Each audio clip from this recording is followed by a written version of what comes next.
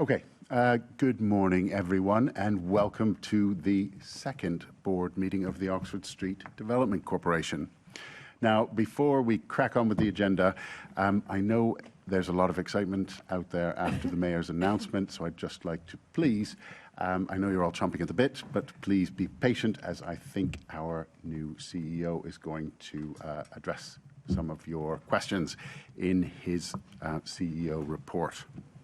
I'd also like to thank Phil for his role as acting CEO and delighted to welcome Nabil for his first board meeting as CEO.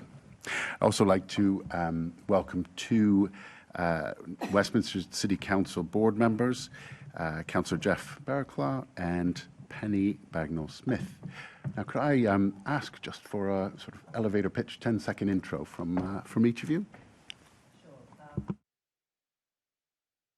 That one. Penny Bagnall-Smith, and I am here actually not as a councillor but to represent Westminster residents. I'm chair of the WASAF, the Westminster Amenity Societies Forum, and I hope to be making sure that I make sure their voice is heard.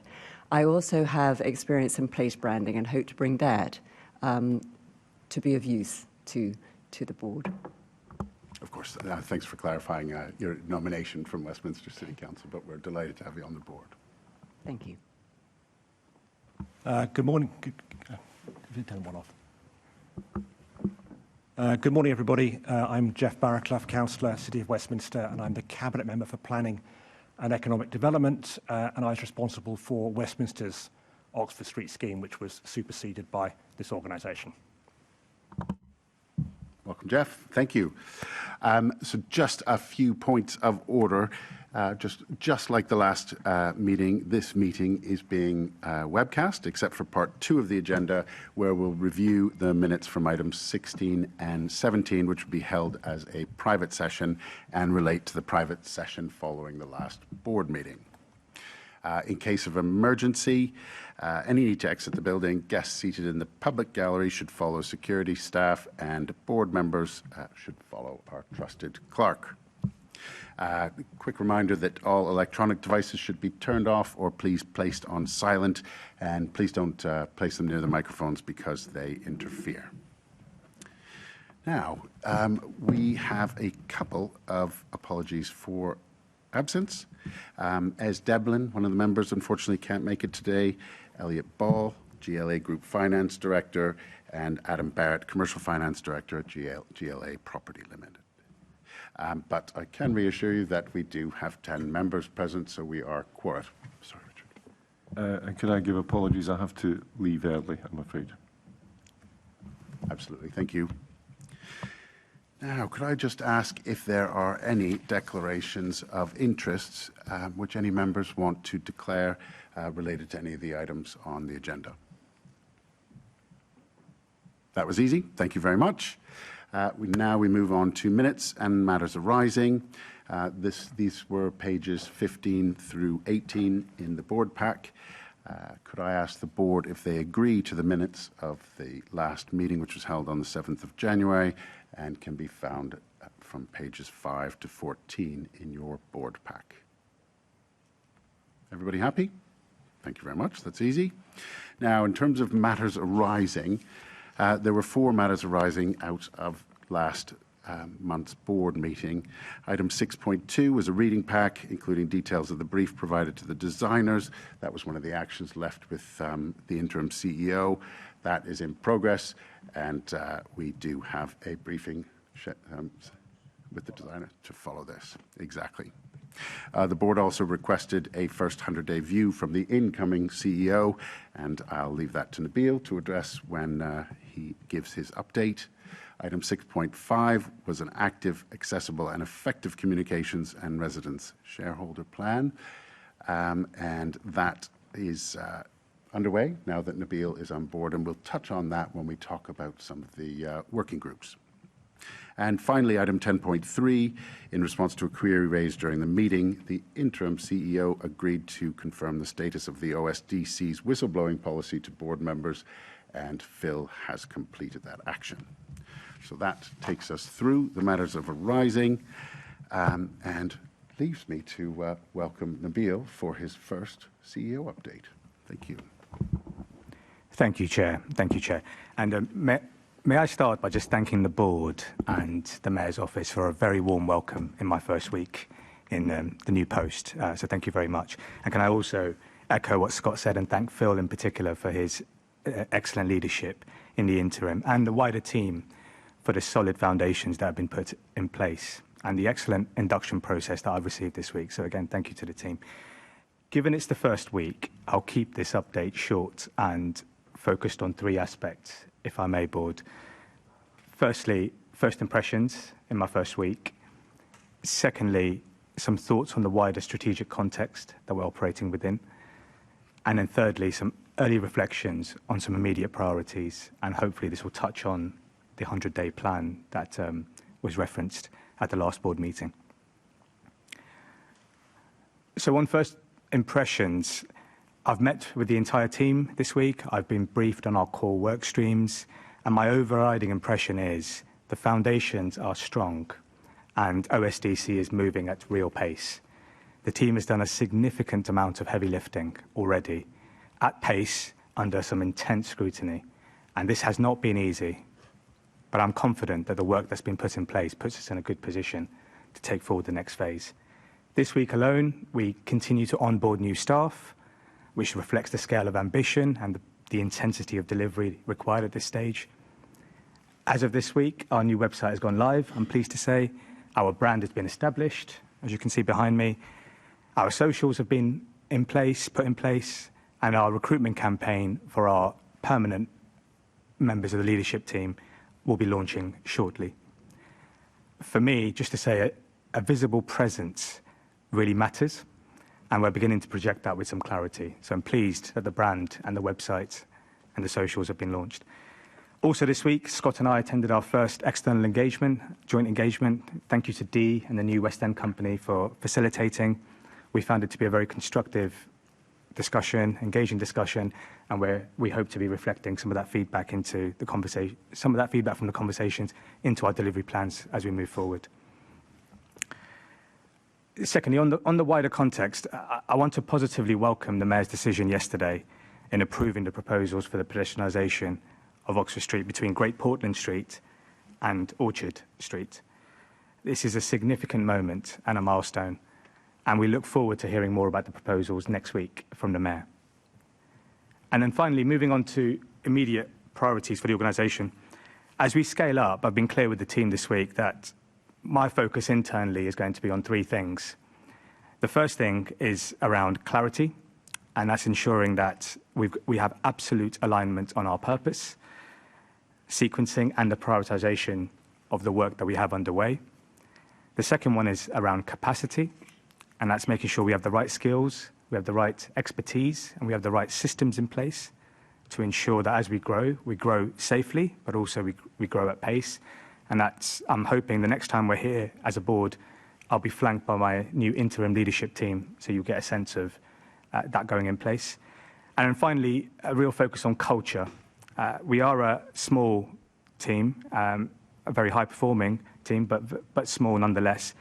But I want us to be open, I want us to be commercially literate, I want us to be delivery-focused, and I want us to take into account some of the local concerns that have already been raised with us and reflect that into our delivery plans. So my focus very much is ensuring that these three things are in place.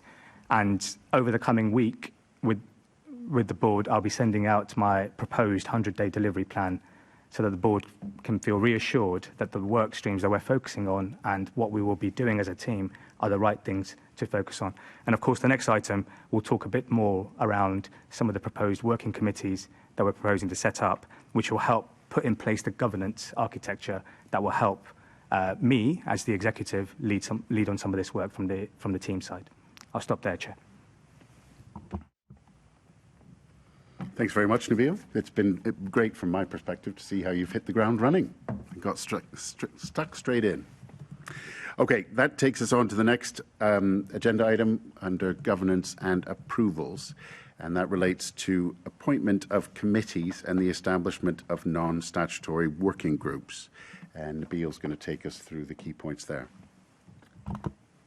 Thank you very much. I'm conscious I'm not talking too much, so I'm going to assume the paper and take the paper as read. But just to confirm, the paper is asking the board to confirm the governance structure that will support, as I said before, the corporation's work as we move into delivery. So the first thing the paper is asking is to note the Audit and Risk Committee membership, with Emir as chair and Keith and Kate as members.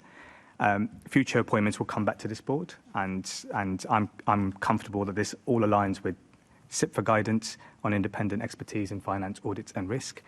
The second recommendation there is to approve the establishment of a planning committee chaired by Margaret. This ensures that we're ready to exercise our planning functions once these transfer over to OSDC from Westminster and from Camden.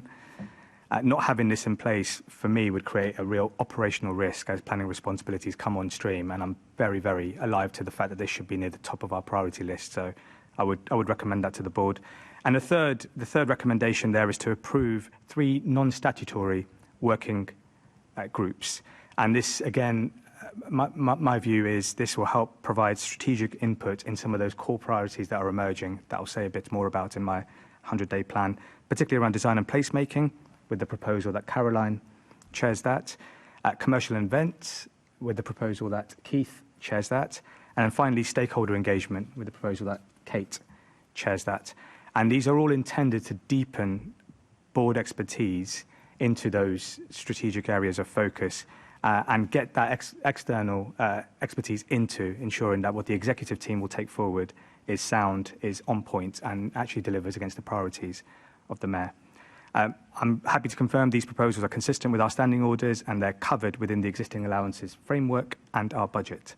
And I'd recommend on that basis.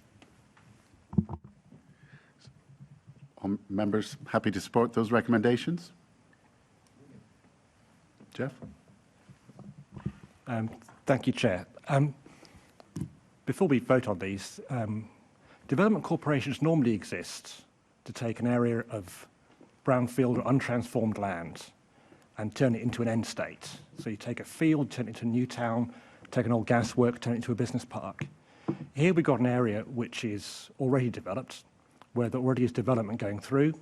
The new House of Fraser, the new Debenhams buildings coming on stream soon, Wells House, South Milton Triangle underway, a development pipeline underway under the existing sitting plan, under the existing Westminster Planning Committee. I think it is dangerous for democracy for an unelected body like this one to take sweeping planning powers without a clear political direction about what it's going to do with those powers. This is a vacuum that this organisation is stepping into. We don't know what you're going to do with the planning powers you're going to get. And until that happens, I'm not comfortable establishing a planning committee. We already have a planning committee at Westminster. We already have a plan that's working fine.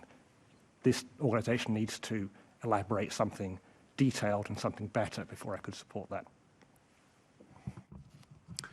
Thanks, Jeff. That is noted. But the committee still passed because a majority have approved. Okay? But we will note those concerns and address them in due course. Okay.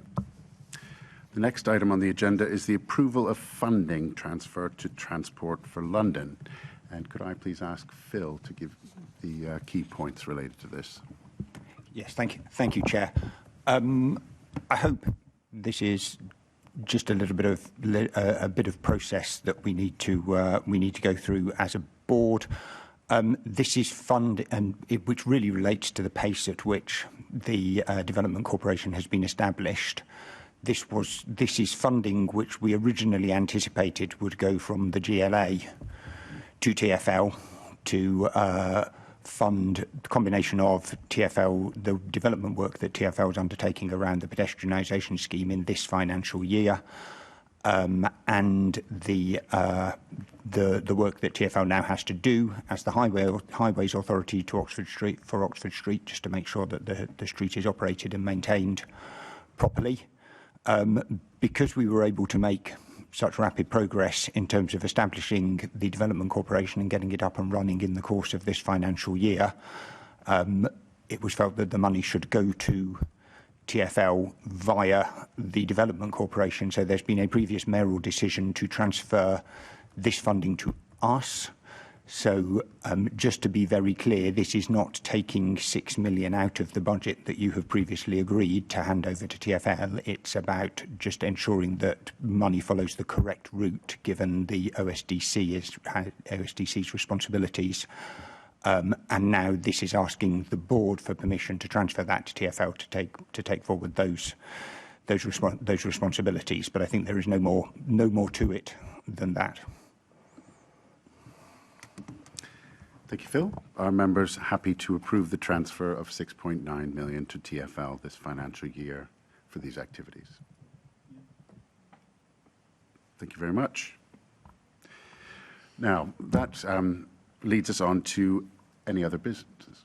Could I ask if anybody would like to raise any AOB? Margaret.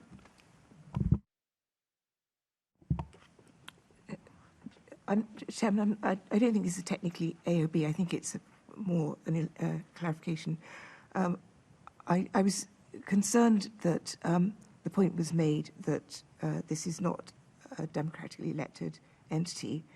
Of course, the mayor himself is democratically elected, and the mayor has statutory powers that entitle him to set up an instrument that enables him to deliver on his strategy.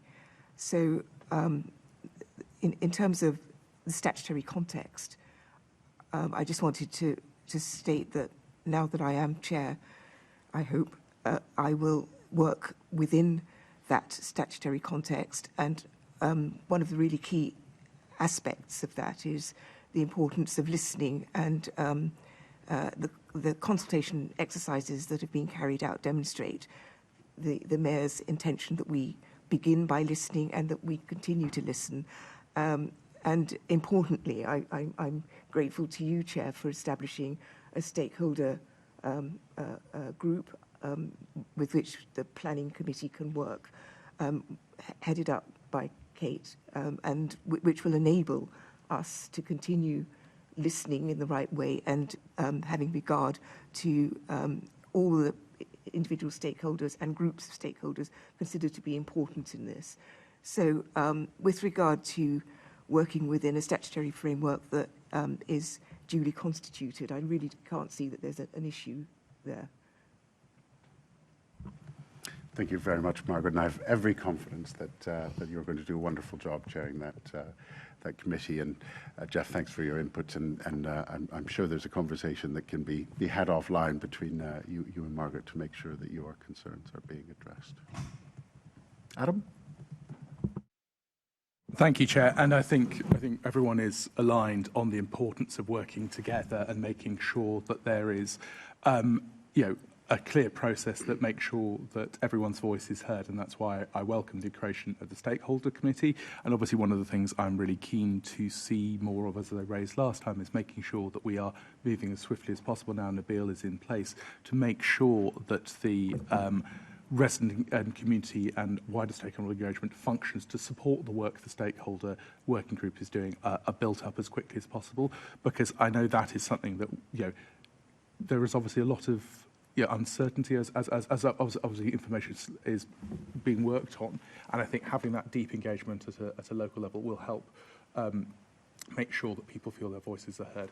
And obviously on the evolution on the planning side, I think the key thing is being able to work effectively with the existing planning authorities at the moment to make sure that the best is taken from those existing situations and built on, but making sure that when a new planning structure is created, there is the ability for local people and other stakeholders to have their say in terms of being able to hear, both in terms of depositions, being able to speak at committees, but also making sure that there is a full engagement on the development of the plan, which will be the thing that flows from this. And I think there's obviously other MDCs have obviously experience of operating planning committees. The unique challenge of this body is that it is coming into a fully formed planning environment already, rather than being sort of the kindling a wholly new environment. And that is a big challenge for the planning committee on day one, because they would be inheriting a load of live applications from both local authorities. So absolutely,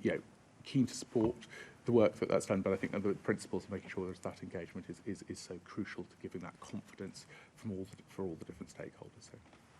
I'm hugely grateful for that, for those comments, which are incredibly constructive, and look forward to the support and help of your officers with a smooth transition, and we will do everything we can to make sure that we accommodate everything that is key and important to both authorities. Thank you. Thank you all for your input. Any other business? Richard. Really, just to contribute to that. No, I mean, we're a different kind of organisation from a local authority, and it's not comparing like with like, but nevertheless, there is, there is a degree of political oversight. It just doesn't happen as a council might do it. And there are ways of inputting on the political side that can be done out with formal meetings and so on. But nevertheless, I'm sure, as chair and chief exec, you can bear in mind the points that might be made by those of us who are elected. Very happy to endorse the decisions about forming the committees and who chairs them and so on. But also just to offer Camden's expertise to help on things like stakeholder engagement and so on. We've done a lot of work looking at the fundamentals of participation and so on, not just simply the mechanics of how you consult and how you bring people on board. You can engage with our officers and so on. We've done a lot around Euston, for instance, a massively complicated scheme, which may end up with a development corporation of its own. But there's a lot of work there on the engagement side of things, and we're very happy to make our knowledge available for the authority, for this corporation to draw upon. Thanks very much, Richard. And I think you're absolutely right. It's important to build on the work that's already been done. Nabil, would you like to wrap the point up? Yeah, thank you, Chair. And can I just welcome Jeff, Adams, and Richard's comments? I think there are some established principles with a couple of the other MDCs that have been set up in London. Of course, there's lots of learnings there that we will be taking. But I completely appreciate the sentiment around ensuring the residents are core to this. For what it's worth, and if I could speak on behalf of my team in the audience, for what it's worth, we welcome any existing expertise that we can draw upon from Westminster, from Camden, particularly around design, particularly around heritage, particularly around stakeholder engagement, planning enforcement. The intention here is not to create yet another sort of bureaucratic organisation. The intention is very much to draw upon the expertise that currently exists and build upon it. And can I just say, just to reassure Westminster and Camden colleagues, I almost don't see the residents as a stakeholder bucket group. They are absolutely core to the legitimacy of this entire programme. And the governance structure will not remove the accountability, just to reassure you. All that changes is the delivery mechanism. So residents will still have statutory consultation rights on planning applications, on traffic orders, on the local plan process. We will be following the exact same approach that any other local authority will follow. And then beyond that, we will also, of course, underneath Kate's stakeholder committee, will establish structured resident engagement forums that operate continuously. So this is not just about feeding in resident views at specific consultation points, but we have that ongoing feedback loop in place as well. And as far as I'm concerned, again, just to reassure all local residents, if residents do not feel heard, the programme will not succeed. So that's a commitment to Camden, to Westminster, and to other Londoners that we will ensure that residents are treated more than just a stakeholder group in this. Thank you. Thanks very much, Nabil. Would anybody like to raise any other business? Okay, I can confirm that the next meeting of the OSDC board will be held here at City Hall on Tuesday, the 24th of March at 10 a.m. Now, the next part of the meeting is a bit more informal. So if I could ask the board to agree to exclude the public and press from the meeting in order to consider the business at agenda item 11 on the grounds that they involve the likely disclosure of exempt information as defined in Part 1, Paragraph 3 of Schedule 12A of the Act, and the public interest in maintaining the exemption outweighs the public interest in disclosing the information. Is everybody happy? Yeah. Okay, thank you. That calls an end to the formal webcast and board